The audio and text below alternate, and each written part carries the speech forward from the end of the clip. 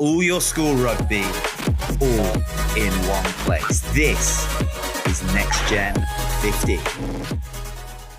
Hello and welcome back to the Next Gen 15 podcast with me, Will Roberts, and a new face, Sam Roberts, joining me instead of Angus Savage, who's off in Spain, doing a bit of recce for the Global Schools Challenge coming up, but a decent replacement in all that.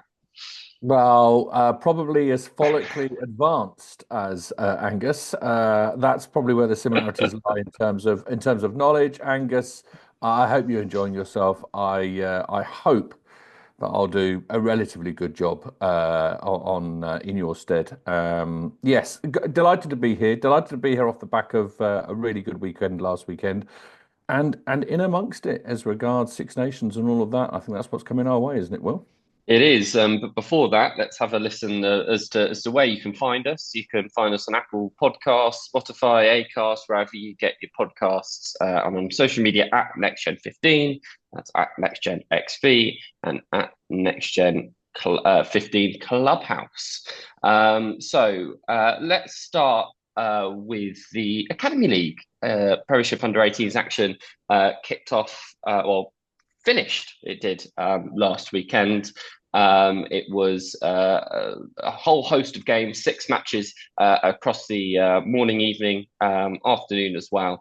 And we got to see the best of Academy Rugby. You were alongside me in the commentary booth and able to go through a couple of these games. So, I mean, it's probably best to start with the final because what a final it was. Northampton Saints finally getting it done over a tough Bath side to beat. Yeah, I thought it was a brilliant final, and I mentioned in commentary not just for then and there and that cohort, but it was kind of a fitting end to a dynasty that Northampton Saints have been incredibly unlucky in. Games of rugby, especially at this level, at the top level, there's so little between these two sides, and I think Northampton Saints to come, off the wrong end of so many finals previously, this was quite fitting. I thought that Bath equipped themselves exceptionally well. We knew what they were going to do, and they came out and they tried to do it as best they possibly could. Undone potentially by a few moments of really good decision making, really good skill in the Northampton Saints setup. But Bath can have no disgrace. They are easily one of the best sides that we've seen at sort of under-18s level. They came out on top of an incredibly competitive Southern Division or conference, if you like. And there can be no disguising the fact that is a really, really good Bath side. But Northampton did the bit. It was a dismal day for the Northern Conference. There wasn't much to cheer about as far as the North was concerned. But that final potentially was the crowning moment, and well played. I mean, your thoughts on Northampton? I thought there were a number, and it's almost difficult to pick out individuals because there were so many people doing really good things well. Yeah, it was a proper team effort, wasn't it? I think in comparison to sort of previous years, Northampton Saints have always sort of led on one or two real standout names to sort of lead them forward. But I think this time around, it really seemed like a team effort.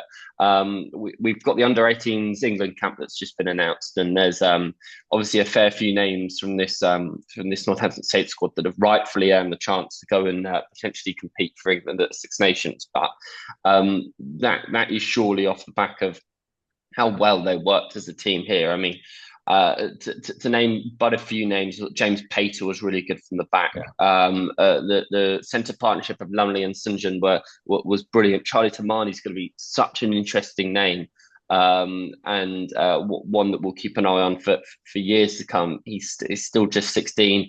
Hugh Shields has been called up to this England under-18 squad at the fly half. I think Aiden Reid had as well. The tight head, Jack Lawrence, was captain the side really well. Jack Lewis obviously scored 2 important tries. Siet Walter was sort of so dominant from number 8. Lucas Norton when he came off the bench as well. I thought controlled things really nicely from 9. There's so many names in that Northampton squad that did really well, and they had to beat the favourites. Yeah, one thing that perhaps listeners and viewers of the day would not have been privy to, and it was possibly the highlight of my day, was you being surrounded by Reece Marshall, Charlie Reid, Mark Copley, who all set about you because the comments you'd made prior suggesting that they were some sort of party pirate ship. No, I And, wasn't. No, there's no party involved. No party involved. Look, I just want to make people aware that over 100 pirate ships take over small military vessels every year. So it was no slight on. It was 132 in 2022. 116 in 2021. So it's been increasing. So you're backing this up with stats. I love this. Yeah, I love it. I feel as though I have to. And it was to demonstrate the free flowing nature in which Northampton Saints play their rugby in comparison to more of the controlled, disciplined way in which Bath go about things. And as I say, look, sometimes pirate ships get their way, and they did just here, and I know they had a big chuckle out of that. So if I can provide a bit of humour to the Northampton Saints coaching setup, then I'll continue to do so. And it was a stark realization. I spoke to Angus at the start of this week, a stark realization that people do listen to this. They do. And some big people listen to this. and feedback. So I'm from now on my best behaviour, and will continue to sort of keep my mouth shut when it comes to extended metaphors and comparisons with. We have extended this a long way. This is extended a long way. Let me deviate slightly and just talk to you about Bath. I mean, yes. I'm right in suggesting that there's no disgrace in the way that Bath have gone about where they have done and achieved great things. Standout names from the Bath side and people that potentially we should be watching from the Bath side. Yeah, I think Bath had a really weird game in that they usually. The way that they win is through control, and just from the way that Northampton Saints were willing to come at them with no fear, sort of left them with little control. I think it was a pretty difficult day for the kickers. I think Isaac Mears and James Iniger, they potentially they're exceptional from sort of ball in hand and sort of kicking and finding meters, and maybe they lost a few meters here and there. But do they think about game plan? Do they think about a change of game? Is there any part of them that goes, you know what, that there might be something slightly different? I think it's work, but yeah, but it served them well for so long. So I don't know whether that adaptability would have been put in place, because I think that this. It's kind of how they came unglued against Harlequins as well. Harlequins and Northampton are the two most chaos-inducing sides. That's how they play really well. Is they disrupt even their own attack to benefit, making breaking holes. So there's some clear sort of synergy there. Maybe there was a conversation about our plan B, but it didn't seem as though we saw one. But they were within touching distance for quite a lot of the game. They led for quite a lot of the game. So it wasn't sort of too far off to admit that like they wouldn't have needed a plan B. I'll get back to a few names that I thought played really well. Declan Treacy, obviously, I think he's continued that sort of legacy with the Treacy name in a Bath under-18 shirt. His brother Connor was so good for Bath under-18s when he had his time. He captained the side. Declan captained the side from this time round. He's been named in the England under-18 squad that's training at the moment. James Lineker, Isaac Mears, of course, that half-back partnership, I've no doubt we'll see in Premiership action at some point. Cody Purnell from Millfield was absolutely exceptional. His ball carrying is so strong. The Beach and Cliff boys, Fred Campton and Henry Ball, were equally sort of disruptive at the line out, which caused some real headaches for Northampton. I thought that could have been the undoing. Noah Murray at 8 was really strong. Like Jack Harrison, Henry Derwent when he got the ball, the Kes Bark boy at 15, Julian Nunn out wide is always going to be a danger. Nunn carried well, didn't he? And again, sort of embodied everything that the Bath side were there to try and do. And they did exceptionally well. But just that little bit of fizz, that, as you say, that little bit of something extra that came off. My mind goes to the offload, for the try from Charlie Tamani. Just there were little bits of real class in that Northampton Saints side. Little decisions that were made that were really clever, and I think possibly that was the difference. You play it again, could go a different way, but it was Northampton's on that day, definitely. Working backwards, third place playoff, Saracens sort of put aside Leicester Tigers. You were on commentary for this game. Bit of a weird one because the scoreline 63-33 sort of it implies that it was an end-to-end thriller and that potentially Saracens pulled away sort of towards the end, but in fact it was almost the opposite way around. Leicester were blown out the water in the first half and then sort of managed to have a weird 10-15 minute spell in the middle of the second half where they sprung into life. Yeah, I think the scoreline almost weirdly, even though it's a big scoreline for Saracens, doesn't kind of do Saracens justice. They, as you say there, they were in complete control of this game, and certain individuals were particularly good at absolutely hammering Leicester Tigers. You're right, in that second half, they sort of, as sometimes happens when you go a long way ahead, you kind of lose, individuals rather than teams starts to become a thing, and mistakes start to happen. And fair play to Tigers. They kept at it and they kept working hard and they kept trying to put themselves in the right position. And George Marsh is an absolute feast of a rugby player. He really is, and I can definitely see him playing a higher level, in a number of different ways. He pretty much single-handedly started to sort of dig Leicester Tigers back into it. But Saracens have just got. I mean, it's weird. And I hope everyone knows what I mean by this, but I think if Saracens had played Northampton Saints, I weirdly think Saracens might have won. I know that sounds strange, but it's that they were for many people. We spoke to a lot of people on the day, a lot of people who've watched a lot of under-18s rugby. Saracens almost are the complete side. They're exceptionally good going forward. They're exceptionally good in defence, and both sides of that coin they seem to cover exceptionally well. They've got real skill, but real know-how and real glue when it comes to being able to keep people out. And a whole range of names of people. Obviously, Noah Kalori, Ben Morrow played exceptionally well, but I thought Zach Finch on the left wing. He's kind of been like the. I was going to say.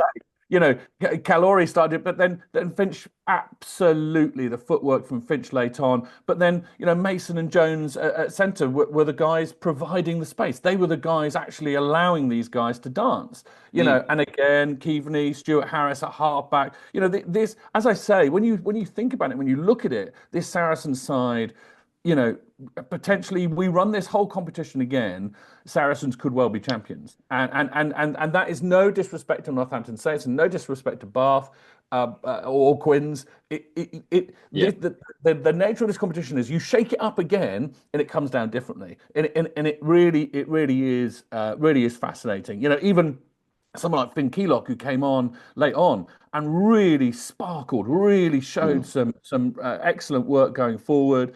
The back row, as most Saracens back rows are, exceptionally clever, knew where the breakdown was going to happen before anyone else did.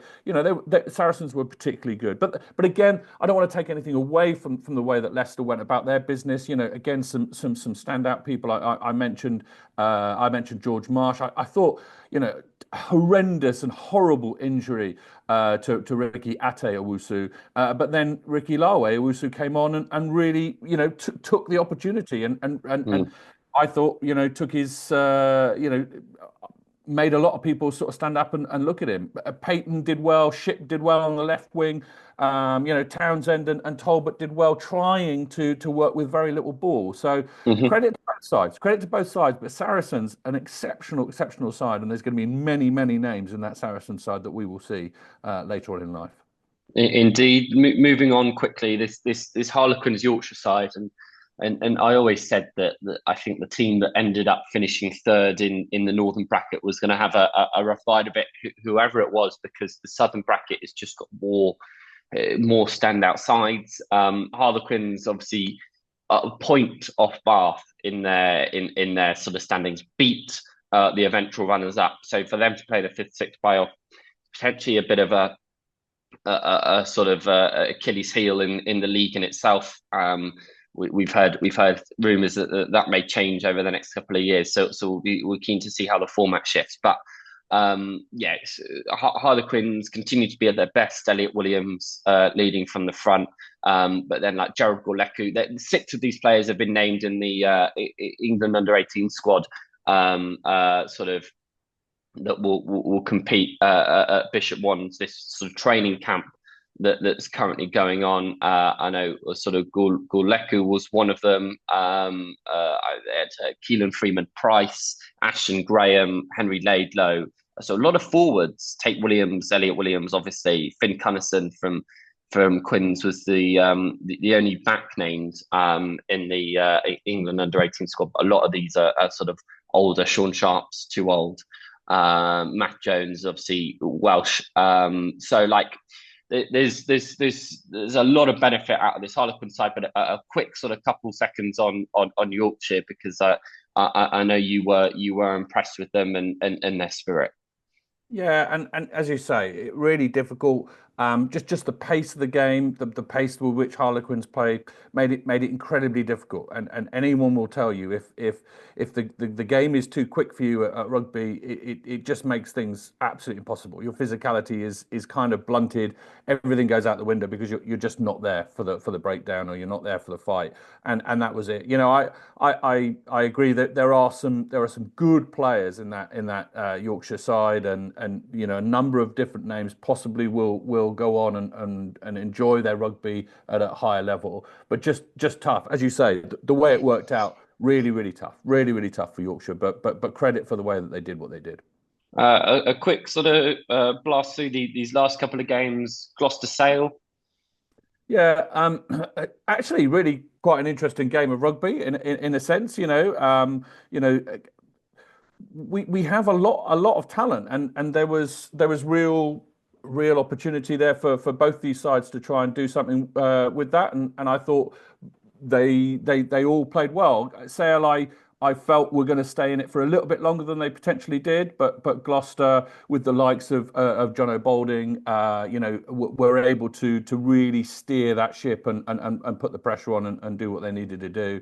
Again, some names probably there that will feature highly. As I know, Gloucester, we were really lucky to speak to George Skivington. He's pretty excited about this under-18s group and the way that they can potentially fill in a few of the gaps over the next 3, 4, 5 years. So yeah, we'll have to see who comes through and what happens with them. And Sale, as I say, got some really good talent in there, and I think we mentioned on comms, unlucky Sale with the way that it worked itself out in terms of their matches and having postponements and not really getting to where they needed to get to. But some good players in terms of Quirk and Twitchett. I thought were very sort of conspicuous on the day, I thought there were some good players there, and I think all of these sides, and there's such a change between 18 to 22 to 23 to 24. A lot of these names that we will see, we'll be able to trace back and see them on finals day and say, that's where they were, and no wonder they became what they became. So really good. Well done to everyone. Yeah, I'll give sort of a bit of a synopsis on this Bristol Newcastle game. was kind of the tail of the tape throughout, like the formula for a lot of these games, which was sort of the southern side pulling ahead, the northern side potentially biting back, and then the southern side sort of finishing it off. In this way round, actually, Newcastle started really, really well. AJ Edwards led for the front foot really well at 15, sort of kicking superbly after. I mean, his first sort of kick to start the day went long, but after that he was brilliant. Charlie Janine at 10, and Paddy Hogg. Paddy Hogg in the second row is gonna be an absolute diamond. He's as tall as the hills and can sort of lead really well, but just so soft spoken and a brilliant leader. Reminds me so much of Tom Burrow, who's obviously captaining this England under-20 side at the moment, and we'll hear from him later on in this podcast. So stay tuned for that. Bristol Bears. Evan Morris at midfield, superb. Again, classic Bristol outside back. Just makes something out of nothing. George Williams, I thought, under 17, really underrated at 13. Bruno Lamb kicking really well from 12. Jacques Bulunaka, brilliant. It was great to actually see Evan Russell starting from the off. Kai Geely, a late pullout. Evan Russell came in at 9, played really well. Kieran Hill, hooker, leading the side nicely. Frey Lant, Arthur Goya at the back of things. Ocean Williams came in late as well. And did really well. And it was brilliant to see Yunsei Yasuda, the Clifton College boy, get a score with his first touch coming off the bench. That was a great game. If you have a chance to look back and watch a game, I'd probably suggest that one. Not only just because we had Mark Mapletoft on co-coms for that game as well, the England under-20s head coach, and he was superb, giving so much information away, not only just on the game, but on how he sees things going in age grade rugby for the next couple of years. Final game, Exeter versus RGC. Obviously, it's not the way that we want these sort of Academy League fixtures to run. We want to play Premiership teams against Premiership teams, but they sort of too many with Yorkshire being the 11th man. So Exeter played RGC, but still a decent game there. Yeah, and you know, RGC came and manfully stood in and punched well. You know, again, you look at some of these guys from the RGC setup. They've fallen out of academies. Obviously, some not through their own fault. George Owen out of the Worcester Academy, with what happened there, and trying to find a place. And actually, you know, it makes a case for, you know, when you look at the sort of potential talent that a club like RGC had, and they're always going to be up against it because, you know, they don't run the same systems, they don't run the same setups, they don't have the same resources that these Premiership academies do. You know, they just don't have the resources to do what these other sides can do. So came and did an exceptionally good job in the circumstances and played a really good role. As you say, stayed with them until, you know, the second half, if you like, and really Chiefs sort of came through. I was delighted for Chiefs because it cannot have been easy this season. Mm-hmm. To be in every single game, be part of a very, very tough pool. And actually, you know, there were some really good names. Ollie Batson, I thought, played particularly well. Rory O'Kane at fullback, and Ramirez on one wing, and Sammy Wolf on the other. The back three had probably more ball and more go forward than they have all season, and they enjoyed it. They enjoyed doing what they were doing with it. It was a good pack performance as well. I thought there were a number of different people, again, front row, some good names, Bishop and Rakes doing exceptional work, not only in the tight, but also in the loose. Bagwell made a nuisance of himself. You know, Ollie Williams at 8 was great. And then the bench, you know, come and played their part as well. So, you know, I think there was a lot to be, you know, said that was really good about the whole day. And, you know, I felt there were, you know, even with RGC coming in, I thought there was a lot to be proud about from where they were, and Chiefs will be happy to have got that win. Definitely a fantastic day, a really, really fantastic day. Yeah, you won't be surprised to hear Rory O'Kane and Ollie Batson have been featured in this England under-18s camp that's going on at the moment. It's happening at Bisham Abbey National School Centre, 4-day camp. So from yesterday, as we're recording now, so from Thursday all the way through till Sunday, and that would be ahead of this under-18 Six Nations That is the next sort of jewel in the crown for these boys. One thing I do want to mention is that because I've seen it, first of all, brilliantly that this under 18s league has taken real headlines with wider media. Loads of people talking about it on social media. Loads of people getting involved. A lot of people watch that finals day and then were like, "Oh, X or Y is brilliant. Why is he not in the England squad?" You have to be born after January in your school year to be picked up post Six Nations. Otherwise, you'll be put into an England under 19s camp, which will be happening sort of later on after the England under 18 Six Nations. So bear that in mind. Check people's dates of birth. If they were born from sort of September to December, then they will not be included in this under 18 Six Nations squad. That is why it's not selection. It's not omission. On the most part, it is because of their date of birth. If you thought they were sort of a bit of a nailed on.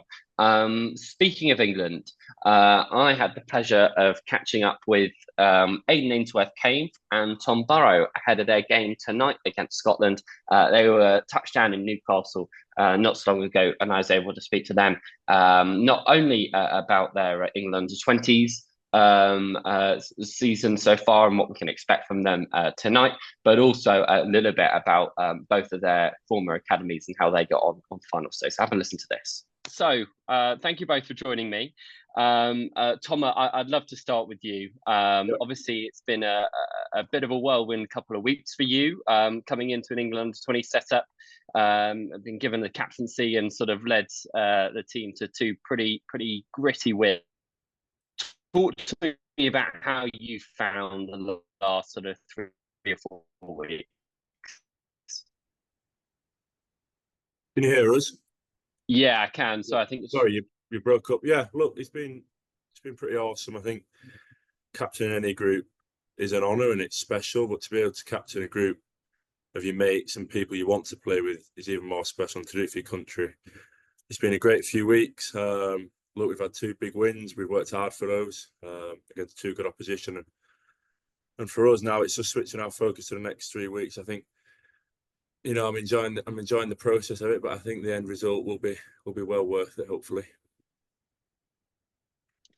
Yeah, Aiden. Obviously, for you, you've come in after significant time with Bath University this year, and you're coming into an environment with players that this is such an interesting year for England under 20s because you've got such a range of players that have had European Premiership minutes to those who have sort of been absolutely. For you to be around these new characters and different faces to potentially learn your trade off as well. Yeah, so coming into the season, going down to uni, obviously, was just focused on playing my best rugby and getting back to my best after time out with an injury. But coming into the group, it's a competitive group, but that's what drives these 2 high performances which we've had. And look, everyone gets along. It's a really strong brotherhood that we have in this group. And although training's tough and competitive, at the end of the day, we're all pushing each other to be better, and you're seeing the results on the pitch. And you talk about that brotherhood. It's something that we've had Mark Mapletoft on this show a couple of times now, and he always links back to that. But talk to me, what's it like in reality? What makes this team so tight knit? What are you doing deliberately to make that the case? Well, on the pitch, it's being competitive first and foremost. We're trying to drive high performance, but then also being accountable for your teammates next to you, helping them to get better. Not just bollocking them for making a mistake, helping them progress, making sure they know their roles. And that's on the pitch. Off the pitch, it's been a really tight-knit group, getting to know boys coming from all across the country. Like, we've got boys next door playing darts together, back at Bishop, table football, pool, everything. So just getting that creates a really strong bond. And you see that on the pitch where everyone's fighting for each other. And Tom, looking ahead to this weekend, first and foremost, Scotland are in such an interesting position at under 20s level because yes, they've come out of their first 2 games fairly short, but this Six Nations is going to throw up continual curveballs. That there'll be a team that are hurting and are going to look to try and do a job on you. But what's the sort of feeling in camp heading into this Scotland week?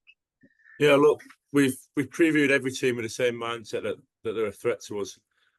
I think if we get our individual process right, we can handle that threat. But it's important that we don't underestimate any team going into the week. But Scotland have got some individuals and they've come together as a strong unit. So the mood in camp is a positive one, coming off the back of two wins, probably not two of our best performances, but 2 wins, which keeps morale high. But now it's important that we layer on that performance that we expect of ourselves. And to do that, I think it's important that the confidence is high and boys are training at the right intensity.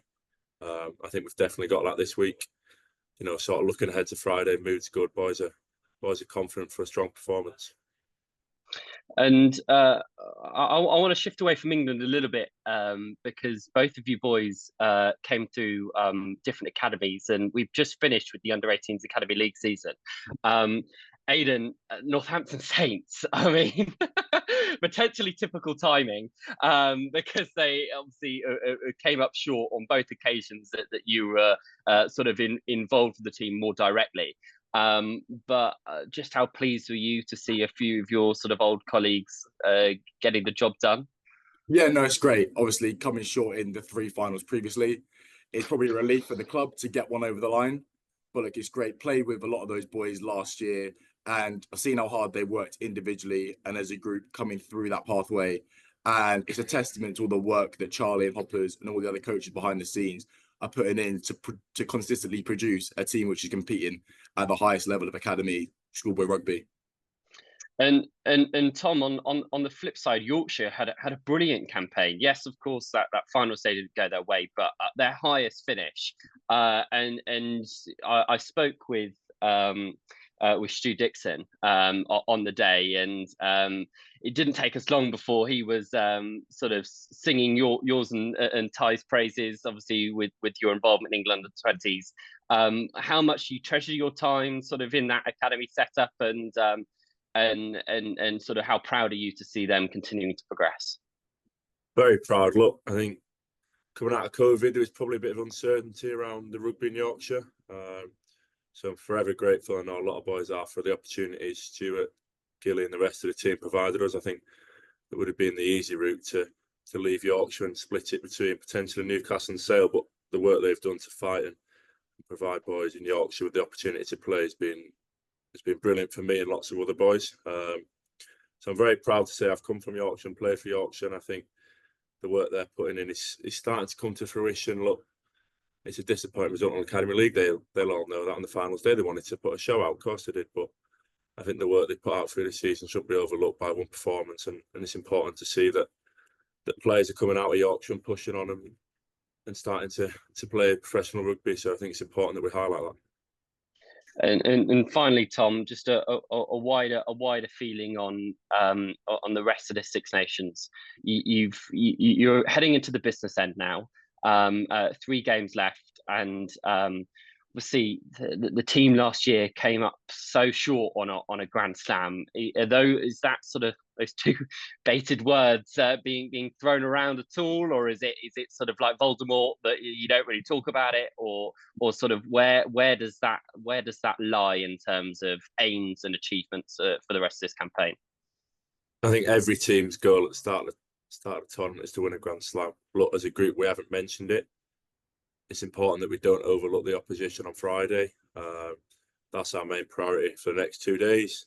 Then we get a week off. Our next priority is then Italy, and then leading into Wales. Look, we have to address each game with the importance that it deserves. And then for 4 or 5 weeks' time, if we win the Grand Slam, so be it. That'd be amazing. But I think it's important that we focus on the short term before we can worry about any longer term goals.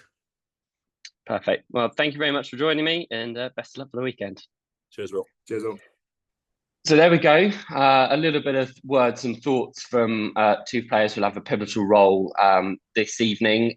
England against Scotland under 20s. We know at the senior level, it's been throwing up a lot of questions. Potentially under 20s level, it's a bit more cut and dry this year. Scotland have struggled. They've been the masters of their own downfall, but can potentially put on a show at Kingston Park. England we said, me and Angus said in the previous episodes, we think that a Grand Slam will be because they slipped up, not because another team played well, because this team is so untouchable. What do you think will be the case this evening on Friday night? Who are the sort of key standouts that I think we can expect from this England under-20s team? Yeah, I think there's a number of names, as you say. Looking at the way that this competition has sorted itself out, it's been quite emphatic from England. It's been quite the procession, if you like, of talent, and I think there's some exceptional names in this under-20 side. Obviously, the likes of Lucas Friday, Jack Bracken as well. Obviously, the likes of Henry Pollock. They just seem as though they are completely and utterly committed to dismantling everyone. I was really interested to see how they go against France. I thought France would cause them potentially some issues, but no such luck. Yeah. And this is a side that doesn't suffer from any of the senior sides sort of heebie-jeebies when it comes to really ending games and sorting itself out. And from a Scotland point of view, you're going to kind of watch it through your fingers tonight. I think it could be really, really brutal in places. And if certain names get the ball and don't give it to Scotland, I think it's going to be horrible. I really do. The other game happening between Wales and Ireland is a little bit more interesting. But this could be 50, 60 points, couldn't it? Yeah, weirdly, I think that's kind of not how this England team operate.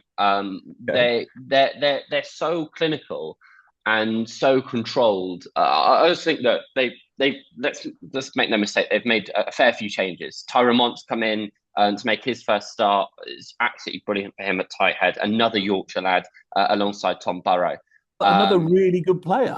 Yeah, indeed. Player of the match, Kane James, is still in that sort of back row. George Pearson at fullback, I'm really excited to see him.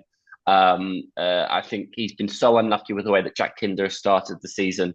Obviously, two Leicester boys battling out for that 15 shirt. Campbell Riddle's come onto the wing to make his sort of first start. Nick Lilly is replaced by Nick Allison, two Exeter Chiefs boys, both called Nick, both play in the centre, both at under-20s level and are swapping round. That's not confusing at all. And then so a few England under-18s, former England under-18s boys on the bench. So a couple to keep an eye out for. Connor Tracy, Tyler Afire, both from Bath. Johnny Wyman could make his debut off the bench.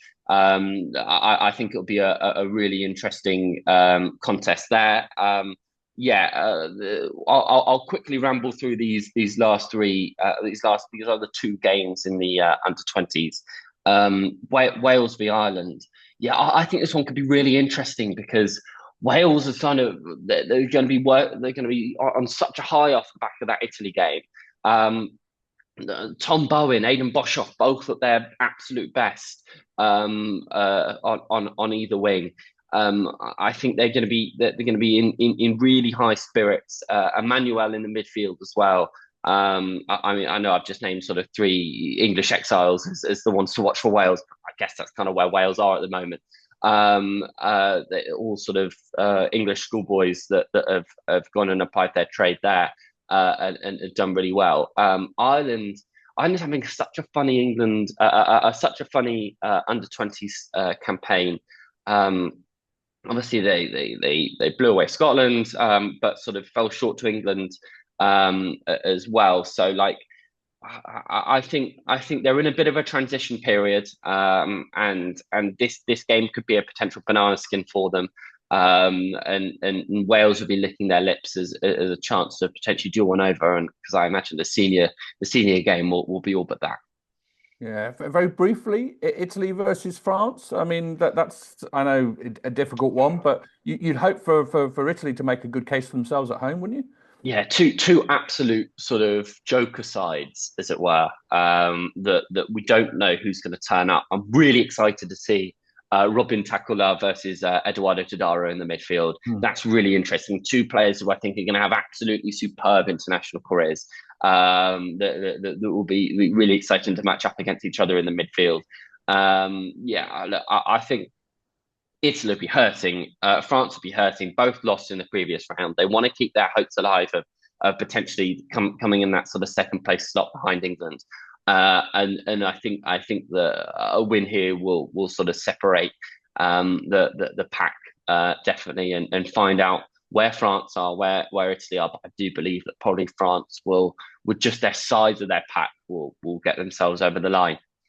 Yeah, absolutely. More fantastic age grade rugby to feast upon, and I hope everyone is getting across it. I hope, and we see it on social media. You see that the appetite for this level of rugby, is really gaining so much, and has done over the last few years, and coverage of things like the under-18s finals day, and coverage of having England under-20s on TV just allows us to really feast on this, and it's such a good level of rugby. It really is. Okay, some of the skill level on under-18s finals day, because of the nature of it being a finals day, sometimes there's a few drop balls and things like that, but generally speaking, the technical prowess of these individuals is top class. It doesn't really sort of dip from the top level. So yeah, definitely feast on it if you can, enjoy it, and let us know. Let us know what you thought. Let us know the names that you felt we need to be talking about, and we need to be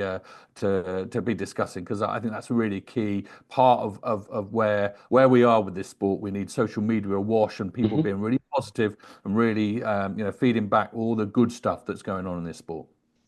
There's Angus is away. He's at the Global Schools Challenge while doing the recce for the Global Schools Challenge out in Spain. It's going to be absolutely brilliant. That head to the website nextgen15.com to find out all about that. I'm sure we'll be touching upon it over the next couple of weeks. Loads more to talk about next week. We've left it nice and short and sweet this week, so you can crack on with your Friday and get stuck into some under-20s action this afternoon. As I said before, make sure you can catch us on Spotify, Apple Music, Acast, wherever you get your podcasts. NextGen15 podcast on social media at NextGenXV and at NextGenXV Clubhouse. Angus is much better at doing that than I am. We'll be back with him hopefully next week. Maybe if he's got a minimal tan from his time in Spain. Sam, thank you very, very much for joining us at very short notice. We will see you all very soon for some more age grade action. Thank you very much.